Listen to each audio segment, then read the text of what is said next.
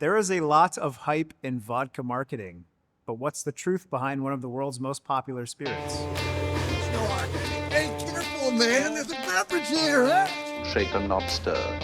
Vodka? Of course. Give me a cocktail. Today we're cutting through many of the myths and misconceptions about vodka, one of the world's most popular spirits. Its reputation is built on one word: purity. Crystal clear, clean, and neutral. But what does purity really mean in today's multi-billion-dollar spirits industry? The answer often lies in how it's made and how it's marketed. So, let's look at the process, from the source to the bottle, and explore the clues that can help you understand what you're buying. To understand most of the vodka on the shelf, the first thing to know is that many major brands do not make their alcohol from scratch. They do not make their alcohol from scratch. They often start by purchasing a highly pure 95% alcohol called grain neutral spirit, or GNS, from a very large, efficient industrial distiller. These facilities specialize in producing one thing: a clean, consistent, neutral base alcohol. This industrial alcohol is then shipped to various brands' own processing facilities. There, they'll add their own source of water, filter it according to their methods, and then bottle it. This process is super efficient and ensures a consistent product. It also means that the liquid in two very different looking bottles might have actually started from the very same industrial neutral base. The main differences come from what can happen next. So, if many vodkas start from a similar base, how do brands create differentiated, quote-unquote, signature styles? A few techniques and secret regulations actually come into play. One common technique involves a small, permitted amount of additives.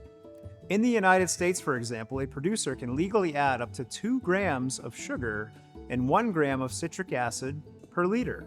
It's not a lot, but it's enough to make a difference. And most importantly, you'd probably never know this, but this does not need to be listed on the label. And while it's not a large amount, it can be enough to really smooth and soften some harshness in the final product and the way that it feels when you drink it.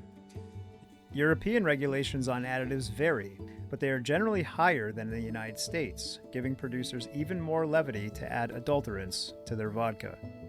All right, next very important point that I want to make, guys, is that you'll see that many marketing from many different distilleries talk about how many times they distill their vodka. Sometimes 5, 7, 10, or more times. This is kind of a farce. In chemical terms, a spirit reaches 95% purity, the legal minimum for neutral spirits, after just 2 or 3 proper distillations. Further runs actually have minimal effect on the alcohol itself and the way that it tastes. The goal of these producers is often to create a very clean, neutral, and approachable spirit by minimizing any flavors at all.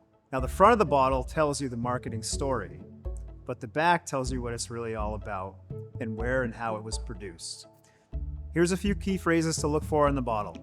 If a label says produced by or bottled by, it indicates that the base spirit was more than likely purchased from a large supplier and then either mixed with water, filtered by, and then bottled by a brand that had not fermented and distilled it. Contrary to that, if the bottle says distilled by, that's a proper bottle of vodka, and it tells you that that manufacturer, that distiller, went through the process from raw materials to mashing, fermenting, distilling, and overseeing the full production of their product from start to finish. This is a key differentiating factor between assembling the components and creating that spirit from the ground up. In contrast to the large-scale model, many small distillers, quote-unquote craft distillers, take this grain-to-glass approach. They make deliberate choices about their base ingredients, like wheat for soft character, rye for a spicy character, or potatoes for, say, a creamy texture, and they believe these choices leave a subtle fingerprint on their spirit that gives it originality and uniqueness. These small producers often use a different kind of still, a pot still, which is less efficient at stripping flavor and can allow more of the base ingredient's character to carry through. They also focus on making very precise cuts during the distillation, carefully selecting the very heart of the spirit. They then select the water source, the grain, and the distillation method, which are all seen as crucial inputs to their unique products. So at the end of the day, guys, we have two competing philosophies. One that doesn't mind an industrial process that produces a neutral spirit that everybody's using and rebottling and repackaging with different adjuncts, and another that uses native, natural ingredients where the producer controls all of the inputs and all of the outputs. Neither approach is right or wrong, but they do produce different styles of vodka, and we feel like knowing this information is valuable to you as a consumer. One is designed to be as clean and unobtrusive as possible, perfect for a wide range of cocktails.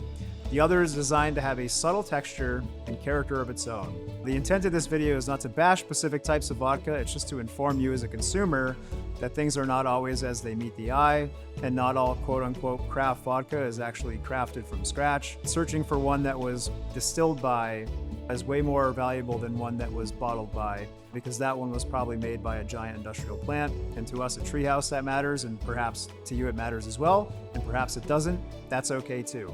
I want to thank you guys for watching, and we'll see you next time.